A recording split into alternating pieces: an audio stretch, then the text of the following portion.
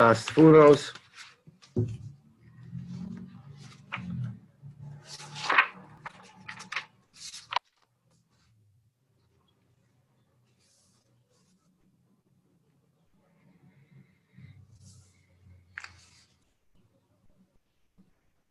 We're on page Samach Zion 67, which is in the middle of paragraph P, paragraph 80, if you're using the paragraphs.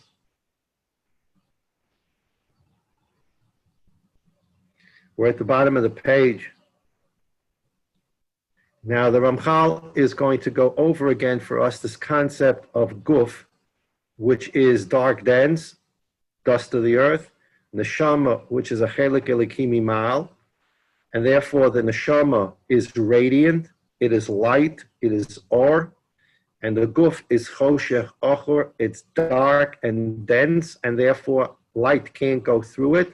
The neshama goes into the guf to elevate the guf and make the guf transparent, a situation that we found by Moshe Rabbeinu, Koran or Pnei Moshe. Why did Moshe's face shine? Not simply because he had nice skin, it's because literally the light of his neshama was able to shine through the dense, dark, ofam and adama skin. Moshe Rabbeinu was born like everyone else was born, of a father and a mother. He was flesh and blood. He was a very special child. The house lit up when he was born, we're told. Moshe Tovia, Vayar Elokim es Or Ki Tov. The house lit up. So he had a very special neshama, but he had to develop that neshama. And as he developed the neshama became the dominant part of his life, overtook the guf in such a way that the neshama was able to light through the dense, dark, ofim and adama, and you were able to see his neshama through, so to speak, his or, through his flesh. And that's Koran or Pnei Moshe. The Ramchal is going to again tell us this because he's laying the foundation for additional work on that concept. V'tiri she'ein metzias haguf el choshech. You need to understand that the very existence of the body is darkness. It's dense and dark. I want to repeat a concept here that we learned about probably 2 or 3 weeks ago when I talked about a no saint and a makabel. The guf is a makabel. It is the acceptor par excellence. The guf only wants to receive. The guf, give me, give me, give me, give me, give me. That's a guf. That's where it was created. It's ofam and adama. It has no interest in giving until the neshama works on it. But the guf wants, it wants. Give, I want to receive. Give, give, give, give. Receive, receive, receive, receive, receive. Neshama, on the other hand, wants to give. It always wants to give. It always wants to do for others. And the neshama, the greatest thing that the neshama can do is give to the guf. The guf is open to receive. It would like to receive a lot of things.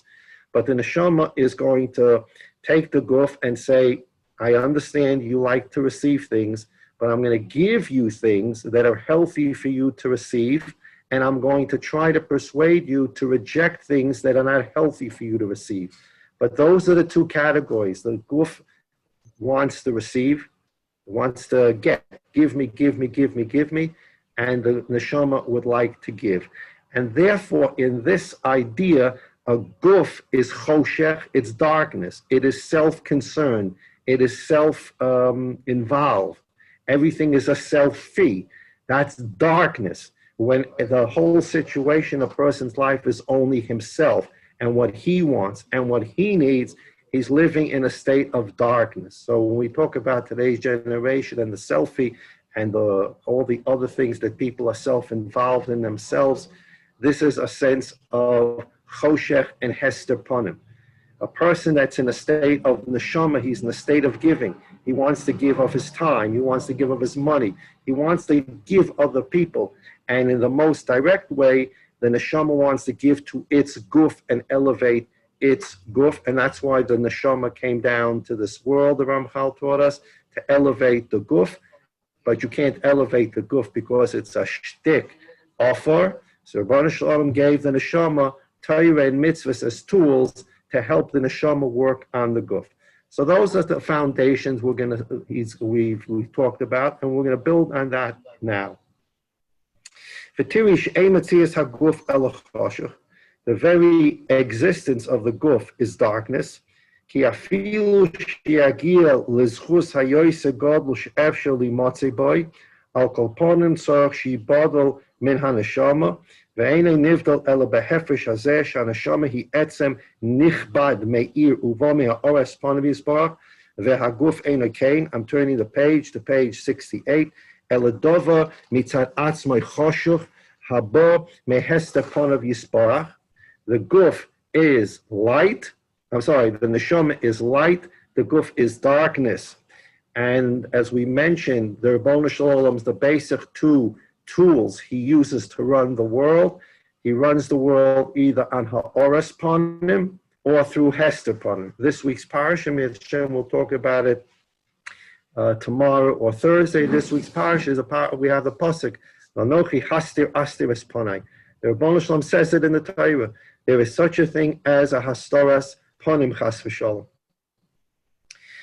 And the fact that if you look in the mirror and you look at yourself and you understand you have a guf, and you understand and believe you have a neshama, so you understand you're made up of light and you're made up of darkness. So this is the concept in Iyov. Iyov said, "B'sori echse Elokar." I look at my flesh and I can see God. What does it mean? I look at my flesh and I can see God. It means I look at myself in the mirror and I understand how God runs the world. That's light, and the Ribono Shel Olam can run the world through light. I have a guf that's hester ponim darkness, and the Ribono Shel Olam can run chas shalom the world that way. So from the way God created me, I understand the two basic root tools that God uses to run the world just by looking at myself.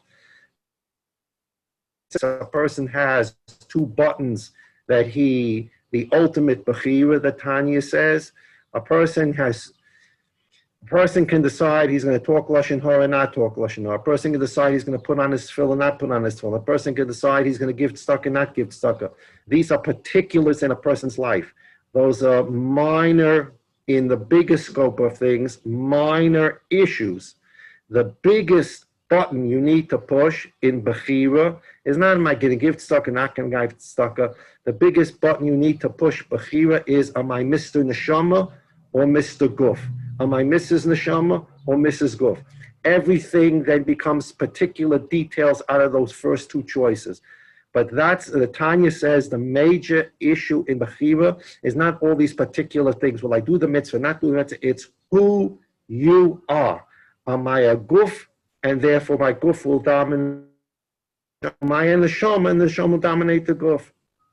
We mentioned the Kotzker Rebbe said that Rosh Hashanah that oiske mishpat ver is. And Rosh Hashanah, the din v'cheshben that the Ribono Shel Olam makes is, before you get to all these particulars, the Ribono Shel Olam wants you to identify yourself. Who are you? Are you standing before me today as Mr. Guf or as Mr. Neshama? As Mrs. Guf or as Mrs. Neshama? In the last year, what exactly did you do? What button did you push? Did you live Neshama? But live Neshama, Mazel Tov, and Mechayel El Chayel, you should grow bigger and bigger in the coming year. If you lived Guf, you better figure out how you're going to take that finger off that Guf button and get it on the Neshama button for the coming year. That's the big decision. All the other details fall into place after that. So those are the two things those are the two possibilities for us with Guf and Neshama. And that's the two ways, the source material for the Ribono Shel Olam's way he runs the world. In footnote 162, Friedlander says that the Guf and Neshama should be understood like the sun and the moon. Mahus HaGuf, etzem choshev she'en lo or atzmi. The Guf is be'etzem, in essence, it's dark. It doesn't have any light to itself. Es oro hu makabel mehaneshama lefi darga zichuchay. Any light that the guf gets is only light that it receives off of the neshama. So the neshama is the sun. It is giving off its light into the guf to help light up the guf and transform the guf into a higher thing, almost a neshama. So the guf is like the sun. The neshama is like the moon. To the extent that the neshama gets lit up, being lit up off the light of the sun. So therefore, even when the neshama does a great job on the guf, and the guf gets lit up, the fact of the matter is the light in the guf is just light that's coming off the neshama. The guf itself in this lifetime never itself becomes lit up intrinsically. It is getting its shine off the sun, is getting its shine off the neshama. And of course, after death, the body decomposes, the Eitz Daas Tov Ra goes into the ground, a new body can come at Tchias HaMesim, the neshama goes from the Gan Eden into the body, and we have Tchias HaMesim in Olam Haba, which we discussed. Back to the top, that's all the neshama can do to the body in this lifetime, is get the guf to the place that it can potentially get to, but you cannot. It is impossible. It's not going to happen. You cannot completely transform, and that's because the guf has this infection called Eitz Daas Tov Ra in it. You can't do anything about it. It's in there from Adam and Chava, and the only way to get rid of the Eitz Daas Tov Ra, which is in the Ofra Min Ha'adama, not in the neshama, is at death, when the guf goes into the ground, decomposes, lets out the Eitz Daas Tov Ra infection, then the neshama goes to Gan Eden, and then as we mentioned, they come back together at Tchias HaMesim. Achal Kalpanim HaNeshama Ti Neshama, Dovish Ein Shayach by Hefsid Klal. The end result is, bottom line, the neshama will always be a neshama which cannot suffer any loss. She'ein by Hefsid Klal. V'haguf, but the body, Adarab, Dover Nifsid Lefi Tivai. The body itself is something that is going to be lost. It is something that is going to be decomposed because that's the nature of dust. Dust decomposes. When you look in the mirror, you're looking at a very, very temporary thing called body. It's going to be here for a certain amount of time, and then it's gone, it decomposes, and it comes back at Tchias HaMesim, at least the way we saw, according to the Ravid, and according to Ramchal, Tchias HaMesim, the body comes back. It was able to get the level of purity that it can get the guf to. I'm going to read Rav Friedlander's, going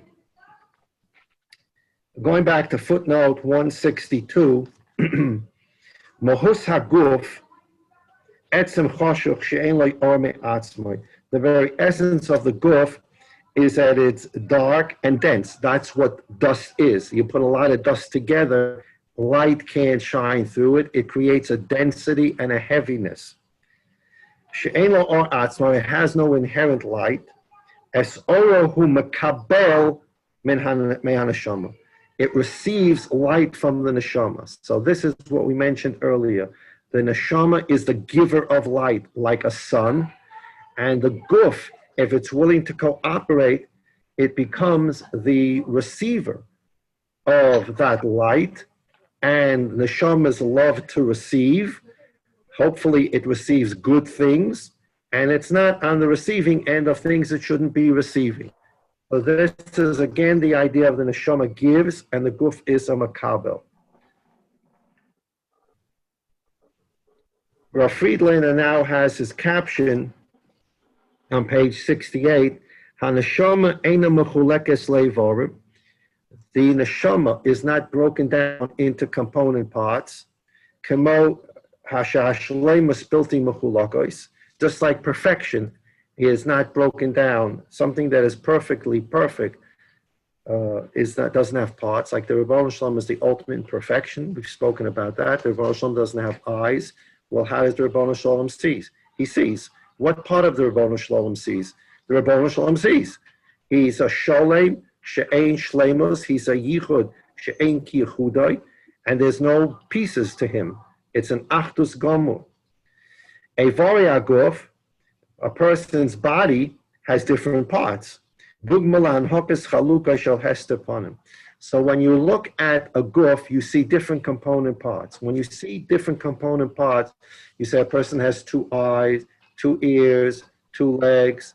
How many teeth does he have? How many fingers does he have? How many toes does he have? As soon as you get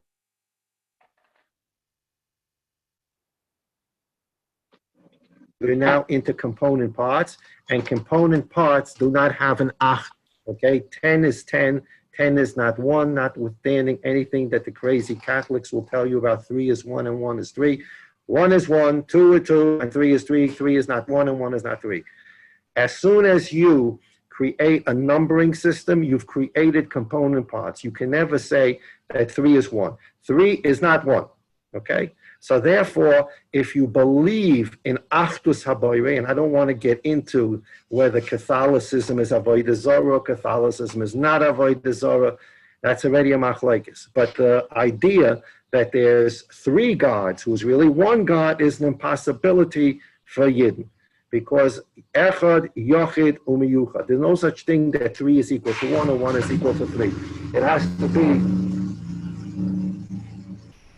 okay, it has to be the absolute 1. And the neshama reflects that. The neshama is an absolute perfection. To the extent that there's perfection, shayach, outside of HaKadosh Baruch Hu, the neshama is not perfect like HaKadosh Baruch Hu, but to the extent that there's such thing as perfection is neshama. So for example, a person is alive, his eyes work, Baruch Hashem, his ears work, his kidneys work, his fingers work, everything works. Then the neshama is removed from the body, and he's lying on a slab. And what's lying there? The same 2 eyeballs, the same 2 ears, the same 10 fingers, the same 10 toes. Now, why can't the eye see? Why can't the ears hear? And why can't the fingers move? Because the neshama is not there. Well, how many different things does the neshama do? So we learned about this in a footnote of Friedland, explained to Ramchal. The neshama does everything. The neshama is your sight, it's your hearing, it's your movement of your fingers, it's your nervous system, it's your brain. For anything and everything to work, it's neshama. Because the moment the Rabbanu Shalom takes out that neshama, chas v'shalom, everything stops working. So what is in the neshama? Is it eyeballs? No, because it lets me hear. Maybe it's my ears that let me hear. No, but it lets me see. Well, maybe it's the eyeballs and the ears. No, but it lets you also taste. So the neshama is 1 neshama that does everything. It's an echad in itself, and that's a shleim.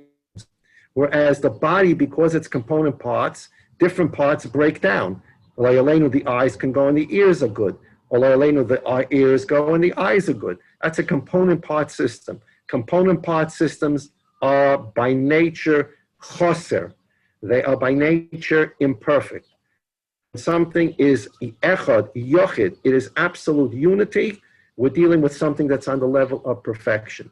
Therefore, the neshama, because it functions in a way that is not in a particularized system, it is the system, it's an echad. And therefore, the neshama is a shleimus. The body, which is made up of all kinds of component parts, and it can break down in different parts. Therefore, that's an imperfect system. So now what do we know about the neshama and the guf? We know that the neshama is light.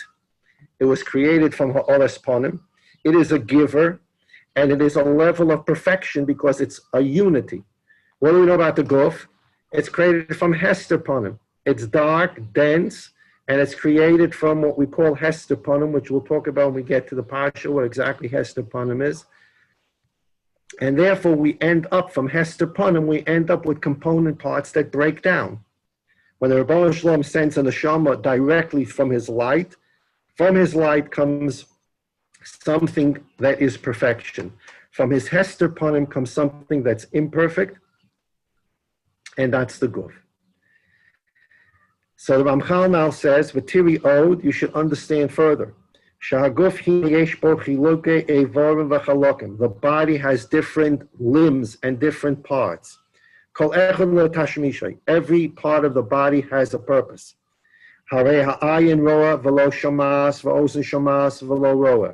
The eye can see but can't hear.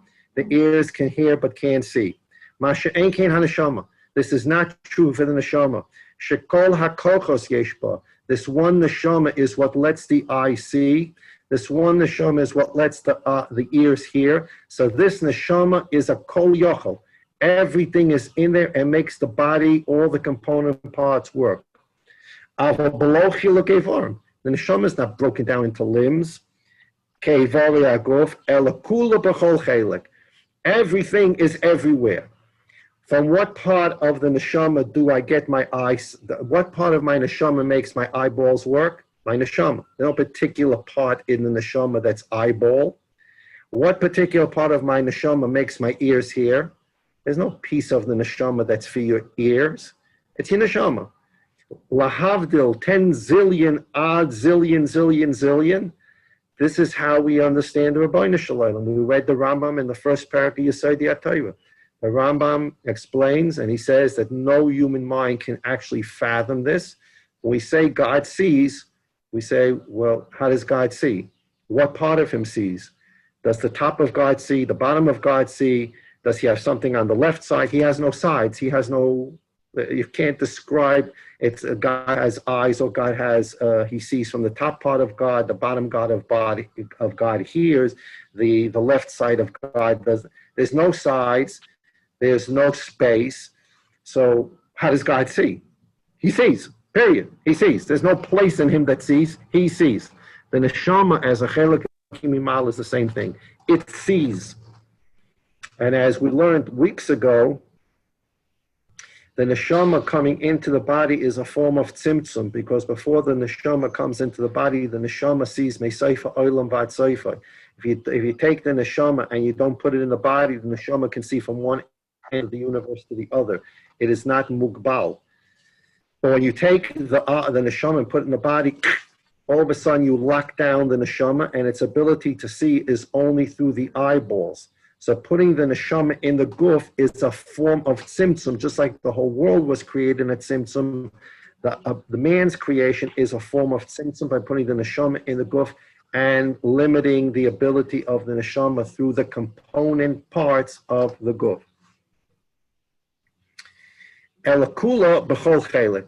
The neshama is, every part of the neshama sees and every part of the neshama hears. V'zeh yadua. And this is well understood. And we'll stop here for a moment just to read what Friedlander's footnote, and we'll stop here for today. Footnote 163. Techunas hachomer, the very techuna, the very nature of chomer, of material, what we'll call the guf, ishemurkov mechalokim shoinim. It's made up of different parts. V'nivchan b'havchonas hakamus, and the way mundane items, physical items are measured is in quantity. How many are there? How much does it weigh? A pound, a liter. How far away is it? A meter, a yard, a foot. Everything in the physical realm is subject to kamus. It's subject to amounts. And that tells us that it's a physical thing. And because it's a physical thing and has component parts, a yard is made up of 3 feet, and a foot is made up of 12 inches, etc. They're made up of component parts. There are bigger measurements like a yard, smaller measurements like an inch, but we're always talking about quantity. This itself demonstrates that the chomer, this mundane physical world, is imperfect. Sheba me hester ponim. It comes from the Rabbanu Shalom's hester ponim. It is measurable, and something that's measurable means that it's 1 inch. It can be cut into ½ inch. It's a foot. It could become half a foot. A ½ a foot, you can add to it. You can make it a yard. V'chulu v'chulu. So we're already in a quantity system that is a component part system to which you can add or take away. The neshama is simple. The neshama is not made up of different parts in quantity. The way you describe a neshama is in quality. It's the neshama of Moshe Rabbeinu. It's the neshama of David HaMelech. Lahavdil, it's the neshama of Haman or Yeravim ben Nevat. We're talking about the quality of the neshama. We don't talk about Moshe Rabbeinu's neshama was 6.5 times greater than so-and-so's neshama. There's no way to measure. We're talking about the Ribono Shel Olam creates a neshama. It's an echad. There's a perfect neshama. There's the neshama that didn't reach that level of perfection of someone else. But you can't say that the neshama is a 10-pound neshama. This is an 8-pound neshama. Because the test of neshama and the test of the spiritual world is in quality. The test of the physical world is always going to be in quantity. And because it's in quantity, it means I'm dealing with parts and a numbering system. That is always going to be an imperfect system, no matter how much mathematicians want to believe they're absolutely perfect and they live in a perfect world. And math is pretty close to perfect. 1 and 1 is 2. And 2 and 2 is 4. 2 and 2 is 3, so you're off. And triangles are equal or they're not equal. They're exact or they're not exact. But as long as we're living in numbering systems, there's going to be an imperfection in that numbering system when it's made of parts. The physical world is made up of definitions that revolve around quantity, kamus, and the spiritual world is made up of a system where we define things as eichus, quality. The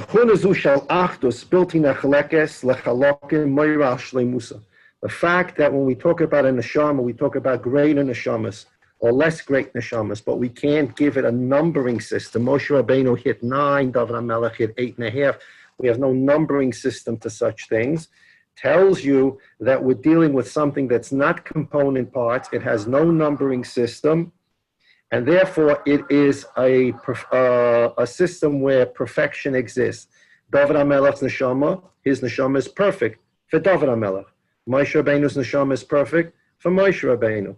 Everyone's neshama is perfect for them. The question is, are you going to take that perfect neshama you have and you're going to fully develop it using all the resources available to you? But we do not talk about a numbering system in neshamas because there's no component parts. And that's because it comes from ha'ores panim. Mavur lahalon sheba hafchonas elu shel neshama v'guf achtus v'harkova makbilus lan hagas hashlemus. And tomorrow we're going to begin going into understanding the component part system, which is guf, the unified system, which is neshama, ha'ores panim, the neshama, and the process of the guf, which is hastaras panim. We're going to begin to understand the ways that HaKadosh Baruch Hu runs the world. What does it mean, HaKadosh Baruch Hu runs the world with ha'oras panim? And what does it mean, Lo Aleinu, that HaKadosh Baruch Hu runs the world with hastaras panim? Nothing, as we know, is coincidental. And we're going to be learning dafka, this Daas Tevunos, about what does it mean that HaKadosh Baruch Hu runs the world through hastaras panim? What is that meat of hastaras panim? Came up in this week's Pasha. It wasn't scheduled this way, obviously. We began the Daas Tevunos sometime after Purim or after Pesach, and this is where we're up to Pashas Nitzavim Vayelech, understanding Hastaras Panim, and the Ribono Shel Olam should be matzah us. We shouldn't have to go through any more Hastaras Panim.